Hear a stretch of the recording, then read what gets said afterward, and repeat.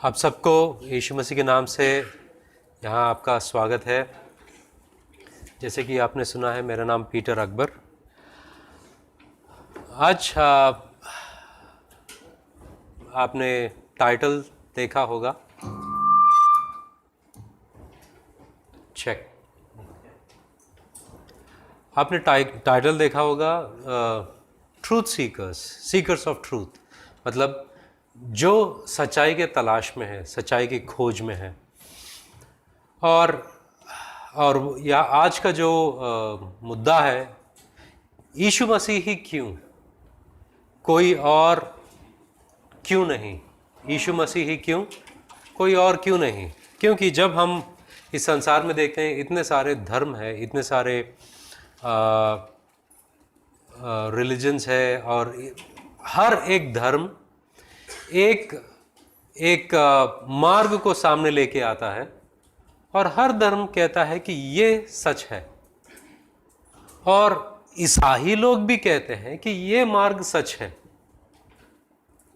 तो उनमें उन सारी चीज़ों को छोड़कर क्यों कोई यीशु मसीह को ही सच मानेगा, पहली बात। दूसरी बात, क्यों यीशु मसीह ही जन्नत का रास्ता है, क्यों यीशु मसीह ही वो एकमात्र मार्ग है स्वर्ग के लिए। ऐसी खूबी और खासियत यीशु मसीह में क्या है, ये आज का मुद्दा है। और मैं आपसे आपके सामने ये पेश करना चाहूँगा कि बाइबल इसके बारे में क्या कहता है, और बाइबल की तरफ से क्या राय है। क्यों यीशु मसीह ही सिर्फ वो एकमात्र उद्धारकर्ता क्यों है, कोई और क्यों नहीं। तो बाइबल इस विषय में क्या कहता है, उसके बारे में मैं आपके सामने बताना चाहूँगा। जब फ्रांसिस भाई आएंगे, वो ये बताएंगे कि जो बाइबल कहता है वो फिलोसॉफिकली, मतलब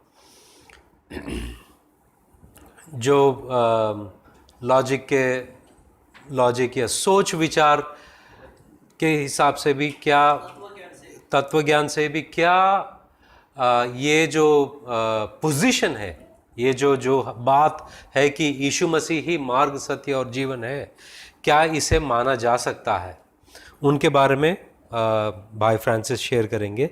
तो पहले मैं आपको एक घटना के बारे में बताना चाहूँगा। वो है, नए नियम में एक किताब है जिसको हम रसूलों की अमाल कहते हैं, मतलब वो उर्दू में रसूलों की अमाल कहते हैं।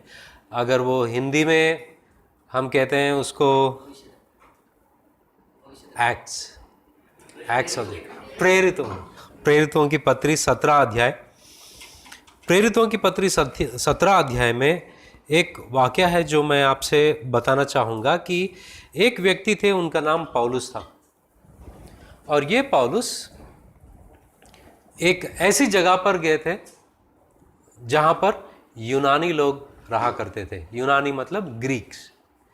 उस ज़माने में ये यूनानी लोग जो है बहुत ही तत्वशास्त्र में माहिर थे। तत्व ज्ञान में वो इतने माहिर थे कि हर सोच विचार को वो एक उनका ही दृष्टिकोण से देखा करते थे, और उसके बारे में वो वाद विवाद भी करते थे हर दिन। उस जमाने में ये लोगों का सोच ऐसा था कि अगर सारी दुनिया मेरी बात सुनेगी तो सब अच्छा जाएगा। तो हर एक यही सोचता था कि वो ज्ञानी है। तो उनके बीच में पौलुस जाते हैं, और पौलुस ये यीशु मसीह के बारे में, ईसाइयत के बारे में उनके सामने पेश करते हैं, और वो क्या कहते हैं, और उनमें से आज के लिए हम क्या सीख सकते हैं, और ईसाइयत की क्या राय है, इन सारे बातों को मैं बताना चाहूँगा। प्रेरितों की पत्री 17 अध्याय में जब पौलुस एथेंस में उनकी बाट जो रहा था, तो नगर को मूर्तों से भरा हुआ देखकर उसकी जी जल गया। पौलुस जब उन्होंने इस एथेंस की जगह पर गए और देखे, तो वहां पर उन्होंने ये देखा कि ये जो जगह है मूर्तों से भर गया है। सब लोग मूर्ति पूजा कर रहे थे।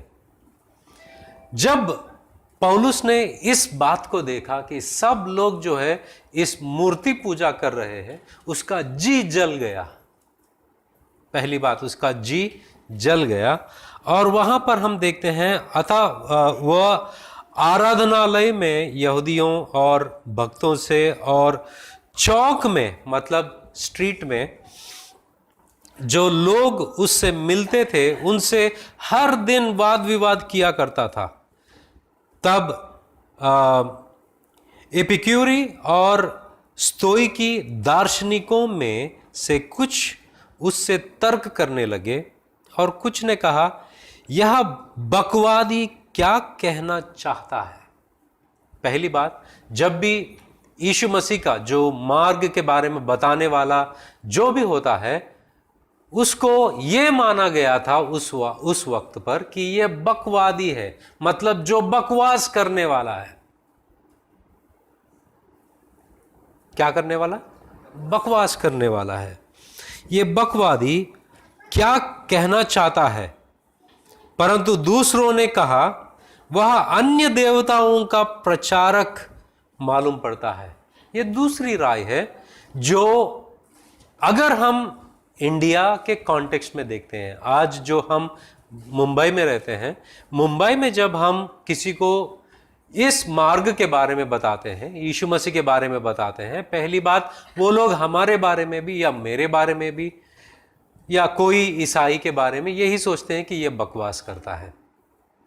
दूसरी बात, वो लोग कहते हैं कि ये अन्य देवताओं के बारे में, जो फॉरेन गॉड्स है, यहां पर लिखा है कि अन्य देवताओं का प्रचारक मालूम पड़ता है। मतलब ये फॉरेन गॉड्स, अंग्रेजी में जब आप पढ़ोगे फॉरेन गॉड। दूसरा जो है, लोग समझते हैं कि ये अमेरिका वालों का भगवान के बारे में प्रचार करते हैं। किनके भगवान के बारे में? अमेरिका वाले के भगवान के बारे में प्रचार करते हैं, या तो ब्रिटिश का भगवान जो होता है, ब्रिटिशर्स का, उनके बारे में बताने वाले होते हैं। हालांकि यीशु मसीह जो है, ना तो वो अमेरिकन थे ना तो ब्रिटिशर थे, वो इजरायली थे। और गांधी जी यीशु मसीह के बारे में बात करने के वक्त उन्होंने कहा, वो यीशु मसीह जिनके बारे में हम जिक्र कर रहे हैं, बात कर रहे हैं, वो एशिया के ही हैं, अमेरिका के नहीं हैं, या तो ब्रिटिशर नहीं है, वो एशिया की है, आसिया जो जिसको हम कहते हैं। तो ये दो चीज़ है, क्या हम बकवाद करते हैं? पहली बात, क्या हम बकवास करते हैं। दूसरी बात, क्या हम अन्य देवताओं के बारे में लोगों को बताते हैं।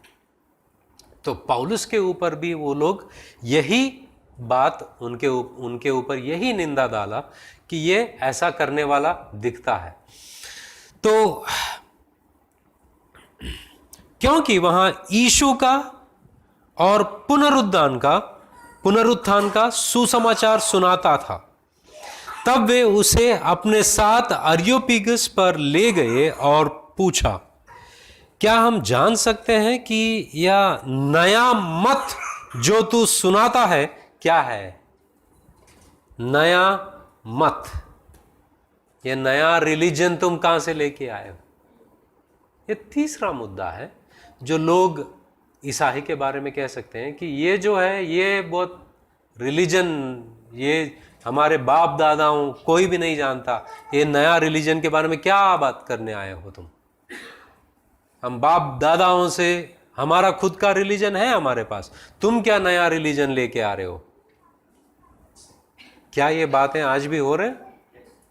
2000 साल पहले भी हुए हैं, और 2000 साल पहले 2000 आज भी होंगे।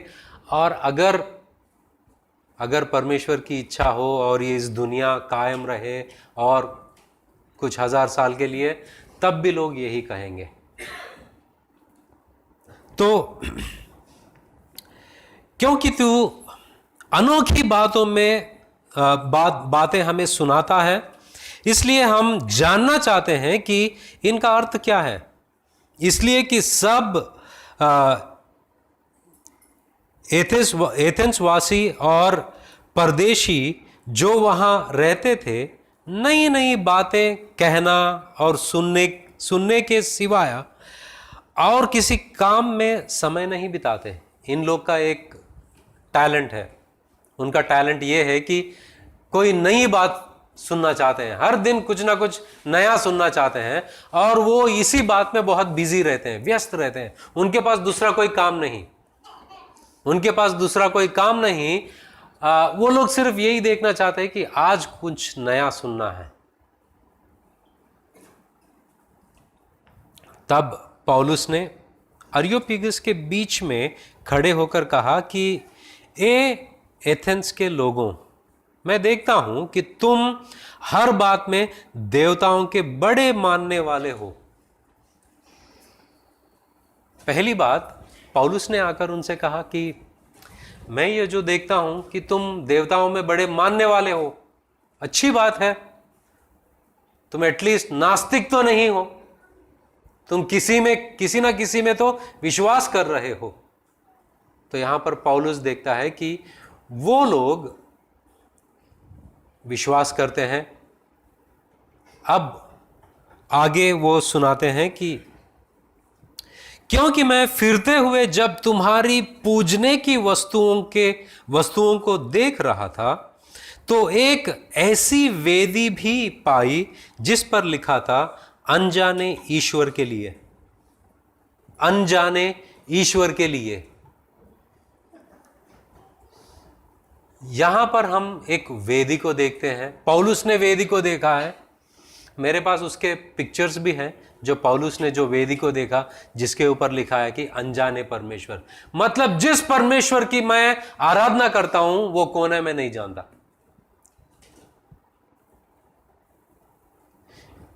यहां पर देखिए कि इतने सारे लोग दावा कर रहे हैं, इतने सारे मूर्ति रखने के बावजूद भी वो लोग नहीं जानते कि किसकी आराधना कर रहे हो। इतने सारे मूर्तियों के बावजूद भी एथेंस में लोग नहीं जानते कि वो किसकी आराधना कर रहे हैं, क्योंकि वहां पर एक वेदी है और वहां वो उस वेदी पर लिखा गया है अनजाने परमेश्वर की। आज भी कुछ ऐसा ही है। आज का ज़माना ऐसा है कि लोग आराधना करते हैं, हर एक मूर्ति की आराधना करते हैं, मगर वो जानते नहीं कि वो अस्तित्व में उसकी कोई वजूद है या नहीं, क्या वो हकीकत में है या नहीं, वो नहीं जानता। क्योंकि ये सारे जो पूजने वाली मूर्तियां जो है वो काल्पनिक कथाओं में से आए हैं। काल्पनिक कथाओं में जो कैरेक्टर्स होते हैं, जो लोग होते हैं, उसकी एक मूर्ति बनाई गई है और उसकी आराधना की जा रही है।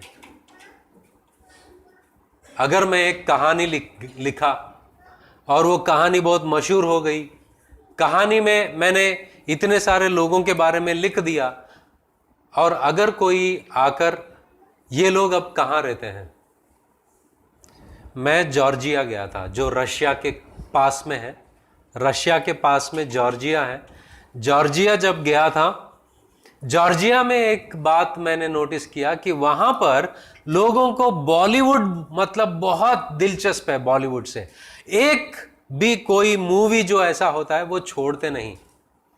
तो उन्होंने एक व्यक्ति ने मुझसे सवाल किया कि शाहरुख खान और काजल का शादी हुआ क्या?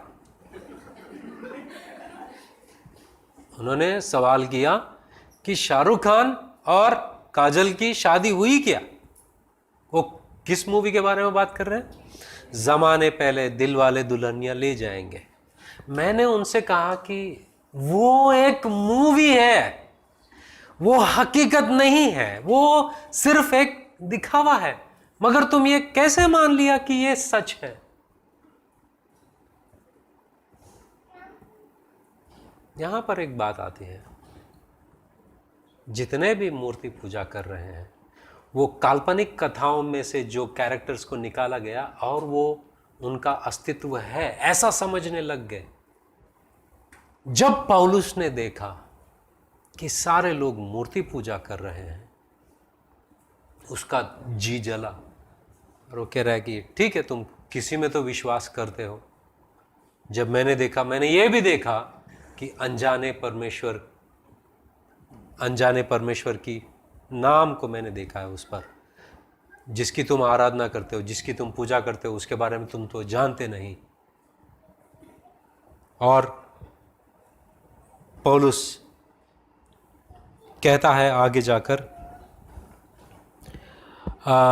क्योंकि मैं फिरते हुए जब तुम्हारी पूजने की वस्तुओं को देख रहा था तो एक ऐसी वेदी भी पाई जिस पर लिखा था अनजाने ईश्वर के लिए, इसलिए जिसे तुम बिना जाने पूजते हो, मैं तुम्हें उनका समाचार सुनाता हूं।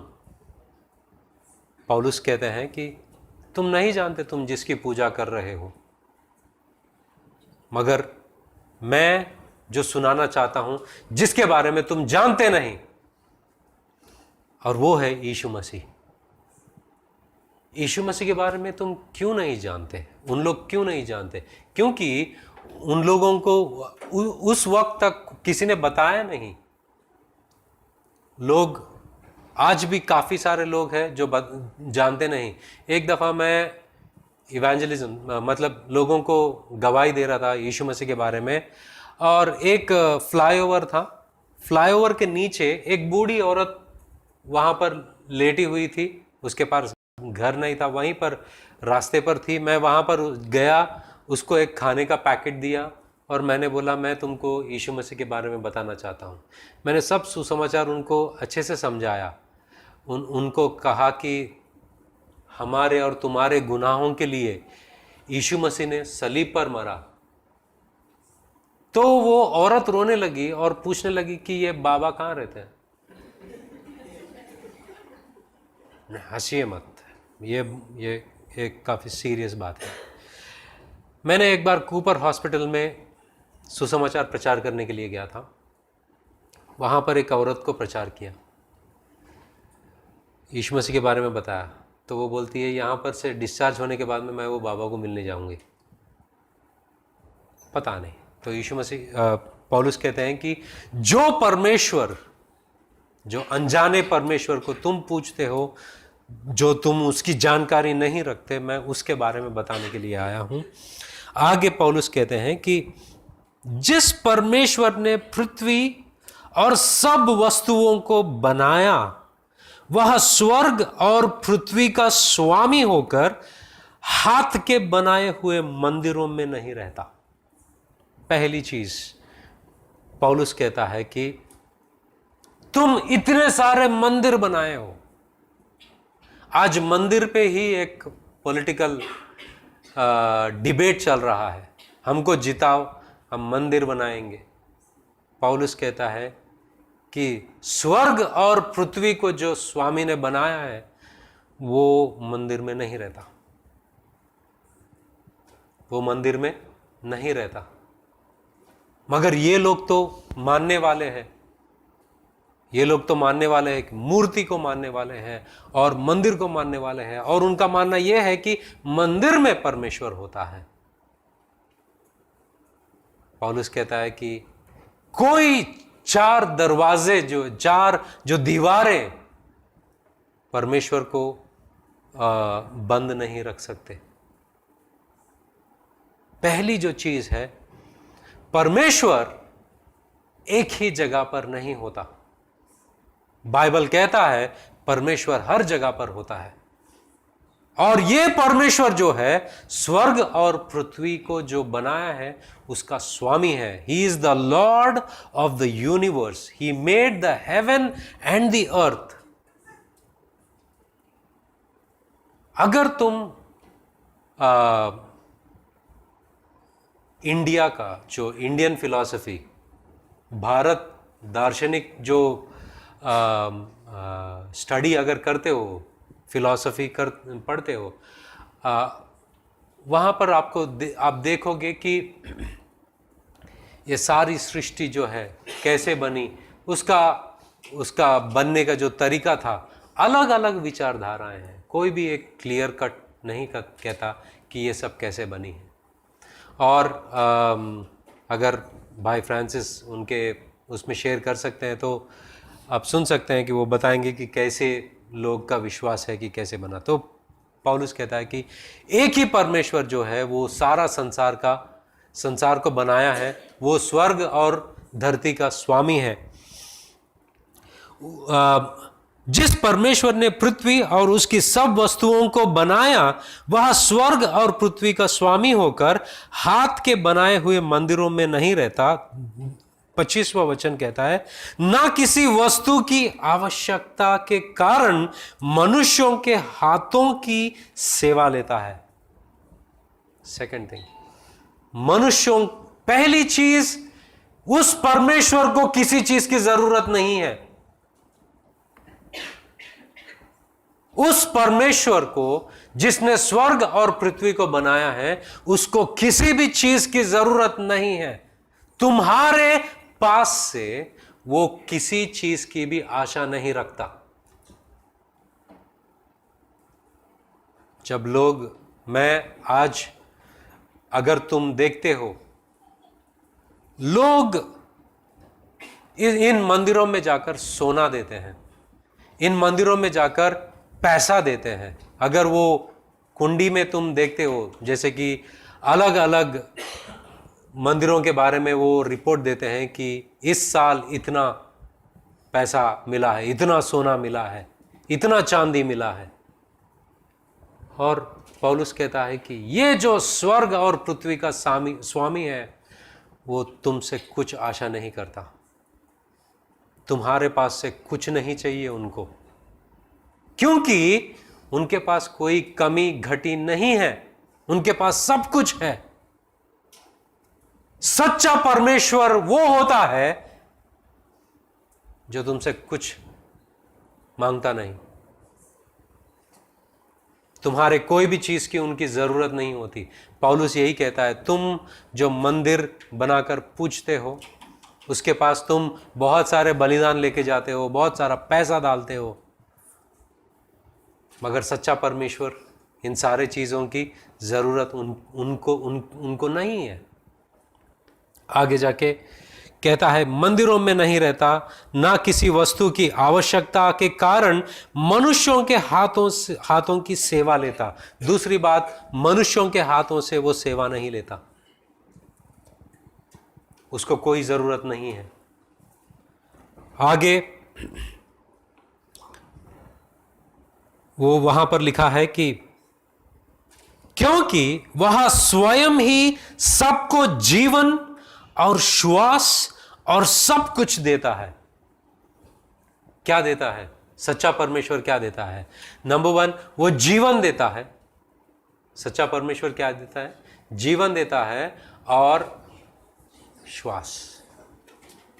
श्वास देता है। अगर हम जिंदा है, ये उसकी फजल और करम है कि हम सांस ले रहे हैं। मेरा बेटा है, वो अभी 7वीं कक्षा में पढ़ रहा है, अभी हो गया है। हर दिन जब मैं स्कूल छोड़ता हूँ, कार में जाते हैं, स्कूल के सामने रोकता हूँ, रोकने से पहले हम दोनों हाथ पकड़ते हैं।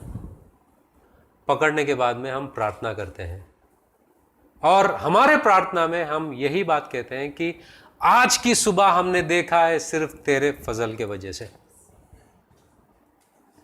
क्योंकि तूने वो श्वास जो हमारे नाक में आज भी रखा है, इसीलिए हम जिंदा हैं।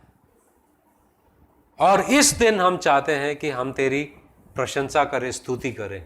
ये हमारी प्रार्थना होती है। और सच्चा परमेश्वर, यहां पर जो पौलुस कहता है, सच्चा परमेश्वर लेता नहीं, वो देता है। तुम्हें जीवन दिया है, तुम्हें श्वास दिया है। आगे कि पौलुस कहता है कि उसने मनुष्यों के हाथों की सेवा लेता नहीं, क्योंकि वह स्वयं ही सबको जीवन और श्वास और सब कुछ देता है। उसने एक ही मूल से मनुष्यों की सब जातियां सारी पृथ्वी पर रहने के लिए बनाई हैं और उनके ठहराए हुए समय और निवास की सीमाओं को इसीलिए बांधा है। और ये परमेश्वर जो पौलुस प्रचार कर रहा है वो ये भी कह रहा है कि तुम जिस जगह पर तुम्हारी जिंदगी बिताओगे, जिस जगह पर तुम जियोगे, उसके सीमा भी उन्होंने बांध कर रखा है। मतलब हर चीज से वो वाकिफ है। और ये परमेश्वर के बारे में पौलुस बताता है। ये परमेश्वर तुमसे लेता नहीं, देता है। अब मैं एक अहम बात पर आना चाहता हूं कि ये परमेश्वर जो सच्चा परमेश्वर क्यों है और इसने ऐसी क्या चीज दी जो साबित करता है कि वो ही सच्चा परमेश्वर है और वही मार्ग है। क्योंकि पौलुस, यही पौलुस जो एथेंस में प्रचार कर रहा था, वो और एक पत्री लिखा है और वहां पर जो पत्री का नाम है रोमियों की पत्री, जो जिसको हम नया नियम कहते हैं, उसमें होता है रोमियों की पत्री। और रोमियों की पत्री में उन्होंने 5वां अध्याय में उन्होंने लिखा है, पहला वचन से मैं पढ़ना चाहता हूं। अतः जब हम विश्वास से धर्मी ठहरे तो अपने प्रभु यीशु मसीह के द्वारा परमेश्वर के साथ मेल रखें।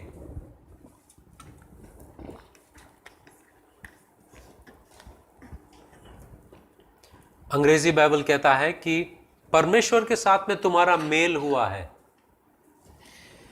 Therefore, since we have been justified by faith, we have peace with God. मतलब परमेश्वर के साथ में मेल, जो बात आप देख रहे हो, ये मेल ही नहीं, शांति, उनके साथ में हमारा समझौता हुआ है। ये कौन सा समझौते के बारे में बात कर रहे हैं? आगे काफी सारे वचन हैं यहां पर। मैं वचन 6 से पढ़ता हूं। क्योंकि जब हम निर्बल ही थे तो मसीह ठीक समय पर भक्तिहीनों के लिए मरा। ये जो वचन जब मैं पढ़ता हूं, इसमें इतनी गहराई है कि वचन कहता है कि क्योंकि जब हम निर्बल ही थे, जब हमारे अंदर ताकत नहीं थी, एक पवित्र जिंदगी जीने की कोई शक्ति नहीं थी हमारे अंदर, ना तो ताकत थी, जब हम निर्बल थे, तो मसीह ठीक समय पर, यहां पर तुम पैराडॉक्स देखते हो, जब सब लोग गुनहगार थे, जब सब निर्बल थे, वो सही समय था परमेश्वर के लिए। परमेश्वर ने यह नहीं सोचा कि जब सारे संसार में लोग एक दिन के लिए नेक जिंदगी जिएंगे तब मैं मेरा बेटा यीशु मसीह को भेजूंगा। नहीं, जब सब लोग 1 घंटे के लिए नेक जिंदगी जिएंगे तब वो सही समय रहेगा, मैं यीशु मसीह को भेजूंगा। अगर सब लोग 1 मिनट के लिए नेक जिंदगी जिएंगे, उस वक्त मैं यीशु मसीह को भेजूंगा। उन्होंने ये नहीं सोचा। जब सब लोग निर्बल थे, हमारे अंदर कोई क्षमता नहीं थी, वो परमेश्वर के लिए सही वक्त था। ये कैसी बात हुई? वो सही वक्त जब कोई तैयार नहीं था, वो सही वक्त था उनके लिए। जब कोई नेक नहीं था, वो सही वक्त था उनके लिए। और उस वक्त उन्होंने यीशु मसीह को भेजा। और वचन कहता है कि ठीक समय पर भक्तिहीनों के लिए मारा। इसलिए मैं स्ट्रेस कर रहा था कि रास्तबाजों के लिए नहीं मरे। रास्तबाज मतलब राइचस, धर्मियों के लिए नहीं मरे हो। अगर तुम धर्मी रहोगे तो मैं तुम्हारे लिए मरूंगा। अगर समझो मैं अच्छा इंसान हूं, तो अगर मुझे ऐसे कोई मीटिंग में शूट करने आएगा, फ्रांसिस को पता चला तो फ्रांसिस मेरे सामने आ जाएगा। क्यों? उसको लगेगा कि अरे ये अच्छा इंसान है, इसको मरना नहीं चाहिए। मगर जब यीशु मसीह ने तुम्हारे लिए जो बुलेट लिया था, वो पता था कि तुम इतने गिरे हो गुनाहों में, तुम्हारे अंदर कोई भक्ति नाम की चीज नहीं थी। भक्तिहीन उसे ही कहते हैं। उस वक्त जब तुम उसे नहीं जानते, अरे तुम्हारी पहचान भी नहीं है उनसे, तब उन्होंने अपना प्यार दिखाया। पौलुस क्या कहता है? परमेश्वर जो है वो देता है, परमेश्वर जो है वो देता है, और उसने दिया है अपना एकलौता पुत्र यीशु मसीह को। वो लेता नहीं, वो देता है। वो तुम्हें तुम्हारी जिंदगी दी है, तुम्हारा श्वास दिया है और अपनी जान दिया है, जो किसी और ने नहीं दिया। और आगे पौलुस कहता है कि भक्तिहीनों के लिए मरा, किसी धर्मी जन के लिए कोई मरे या तो दुर्लभ है, परंतु हो सकता है किसी भले मनुष्य के लिए कोई मरने का भी साहस करे। परंतु परमेश्वर हम पर अपने प्रेम की भलाई इस रीति से प्रकट करता है कि जब हम पापी ही थे, तभी मसीह हमारे लिए मरा। जब हम पापी ही थे, मसीह हमारे लिए मरा। मैं जब इस दुनिया में सारे सो कॉल्ड भगवानों को देखता हूं, वो कहते हैं कि पहले तू मेरे लिए ये सब कर, अगर तेरी तपस्या मुझे अच्छी लगी तो मैं ये तुमको दूंगा। मगर यीशु मसीह ने ऐसा नहीं कहा। यीशु मसीह ने कहा, मैंने ये तेरे लिए किया जब तू मेरे बारे में जानता भी नहीं था। वो सच्चा परमेश्वर होता है जो तुझे इतना मोहब्बत करता है, प्यार करता है, जब तू उसके बारे में नहीं भी जानता है, उसने तेरे लिए जान दी है। इसीलिए बाइबल का परमेश्वर जो है वो सच्चा परमेश्वर है, और यीशु मसीह जो है वही एकमात्र रास्ता है तुम्हारे गुनाहों का प्रायश्चित के लिए। उन्होंने तुम्हारा सजा जो है उनके ऊपर लिया, इसलिए हमारा समझौता परमेश्वर से हुआ।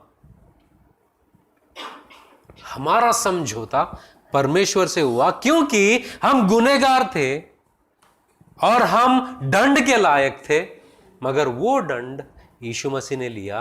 अब परमेश्वर जब मेरे ओर देखता है तो एक ही गुनाह के लिए दो बार कोई सजा नहीं देता। एक बार सजा दे दिया, खत्म हो गया। काफी दिन पहले एक साबुन का एडवर्टाइजमेंट हुआ करता था। वो साबुन का एडवर्टाइजमेंट में ऐसा होता है कि बाप और बच्चे कीचड़ में खेल रहे हैं। मां क्या करती है, वो साबुन के अंदर से देखती है, वो एकदम स्वच्छ दिखते हैं। वो साबुन का एडवर्टाइजमेंट था। जब परमेश्वर हमें यीशु मसीह के लहू के जरिए देखते हैं, हम स्वच्छ दिखते हैं।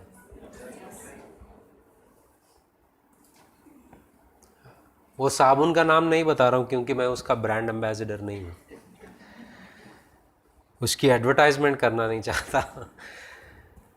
तो परमेश्वर हम पर अपने प्रेम की भलाई इस रीति से प्रकट करते हैं कि जब हम पापी ही थे, तब ही मसीह हमारे लिए मरा। अतः जबकि हम अब उसके लहू के कारण धर्मी ठहरे, तो उसके द्वारा परमेश्वर के क्रोध से क्यों ना बचेंगे? मतलब यीशु मसीह ने जो लहू बहाया, आने वाला जो परमेश्वर का क्रोध है, उससे हम बचेंगे।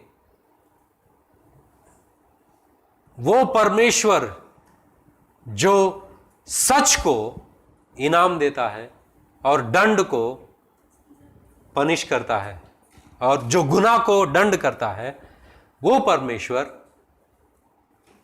अगर वो गुनाह से क्रोध नहीं होता, वो परमेश्वर नहीं है।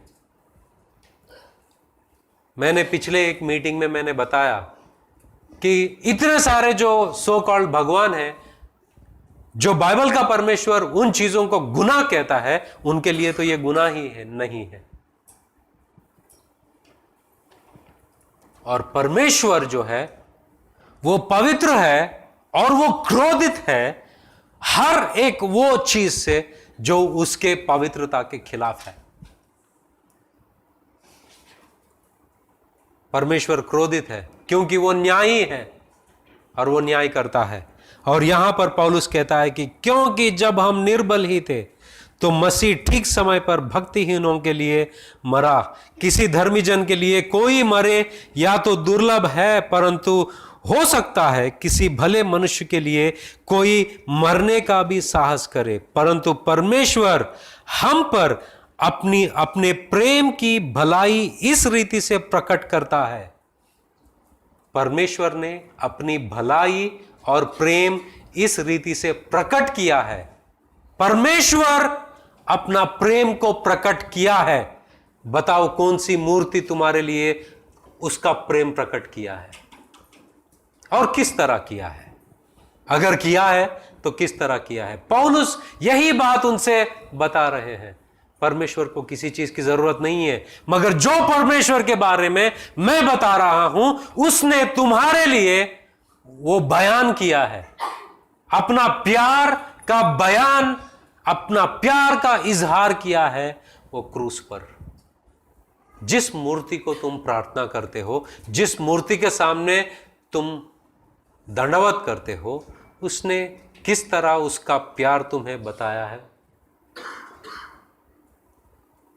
किस तरह से बताया है? मैं जानना चाहता हूं। अगर वो परमेश्वर है, क्या वो मुझसे प्यार करता है? अगर प्यार करता है, उस प्यार का इजहार कैसे किया है?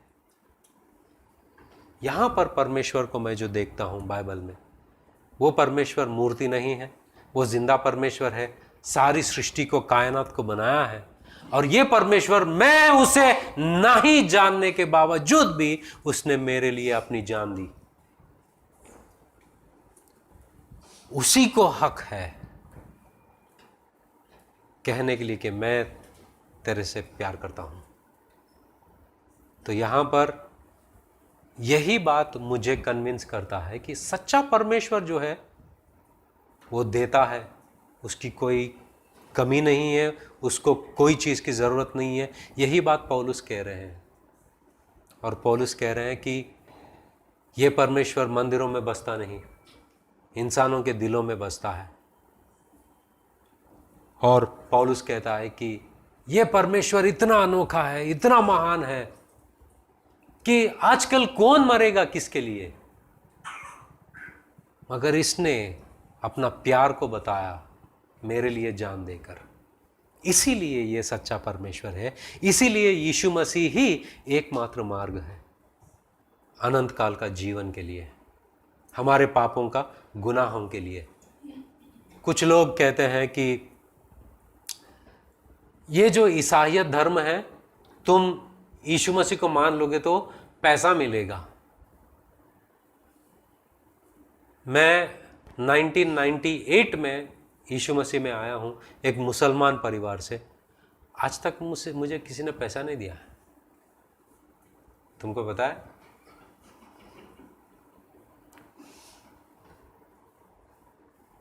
हम वही हमारे हाथों से काम करते रहे, वही हाथ की कमाई की रोटी खा रहे, किसी ने पैसा नहीं दिया। आपको किसी ने दिया है पैसा? ये गलत बात है। परमेश्वर तुमसे कुछ नहीं चाहता, परमेश्वर को कुछ नहीं चाहिए तुम्हारा। और परमेश्वर कहता है कि मैंने इस प्यार का इजहार ऐसे किया, अगर तुम चाहो तो इसको स्वीकार कर सकते हो। जब तुम स्वीकार करोगे मैंने जो क्रूस पर किया है वो तुम्हारी जिंदगी में लागू होगा। और तुम्हारे गले पर मैं कभी तलवार रख के ये नहीं कहूंगा कि मेरी आराधना कर। एक ये परमेश्वर की एक और बात है, इन्होंने स्वर्गदूतों को और इंसानों को आजाद मर्जी से बनाया है। आजाद मर्जी मतलब फ्री विल। फ्री विल को हिंदी में क्या कहते हैं? आजाद मर्जी तो उर्दू हो गया। स्व इच्छा से बनाया है। इसीलिए स्वर्गदूतों ने जो भी उनके खिलाफ गए हैं उनको निकाल दिया है। मनुष्यों के साथ में भी वो कभी भी जबरदस्ती नहीं करते हैं। इसीलिए वो सच्चे परमेश्वर हैं। इसीलिए वो सच्चे परमेश्वर है। और पौलुस कहता है कि क्योंकि बैरी होने की दशा में उसके पुत्र की मृत्यु के द्वारा हमारा मेल परमेश्वर के साथ हुआ है। हमारा मेल हुआ है। हमारा मेल हुआ है। परमेश्वर हमसे नाराज नहीं है। परमेश्वर हमसे गुस्सा नहीं है। हमारे गुनाहों के लिए वो नाराज नहीं है। हमारा मेल हुआ है। We are at peace with God. That's why Bible का परमेश्वर जो है वो प्यार करने वाला है। तुम उसे ना जानने के बावजूद भी वो तुमसे प्यार किया है और उस प्यार का इजहार किया है। काल्पनिक कथाओं में नहीं किया है वो इजहार को। उन्होंने इस प्यार का बयान इतिहास में किया है। कहानियों में नहीं, किताबों में नहीं, इतिहास में किया है। History, he proved it, he showed his love in history। इसीलिए वो सच्चा परमेश्वर है। इसीलिए उन्होंने जो दिया है अपने एकलौता पुत्र यीशु मसीह को, जो क्रूस पर मरा है, वही एकमात्र मार्ग है। काफी सारे लोग इस दुनिया में आए हैं और सबको, डॉक्टर के पास जाते हो तो क्या क्या लिखता है? जब कोई बीमारी होती है तुम्हारी तो जाते हो तो क्या लिखता है? प्रिस्क्रिप्शन।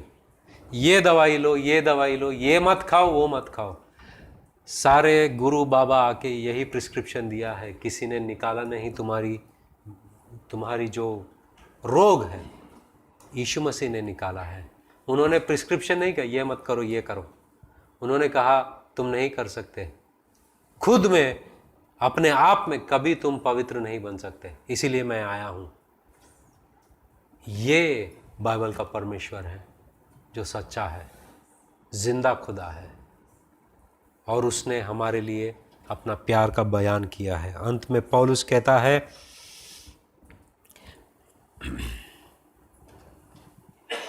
केवल यही नहीं परंतु हम अपने प्रभु यीशु मसीह के द्वारा, जिसके द्वारा हमारा मेल हुआ है, परमेश्वर में आनंदित होते हैं। लास्ट,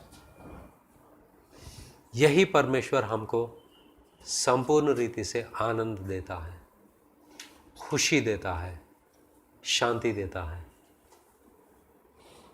इसीलिए बाइबल में जो परमेश्वर के बारे में लिखा गया है वही सच्चा परमेश्वर है, और यीशु मसीह ही उद्धार करता है, उसके अलावा कोई और नहीं।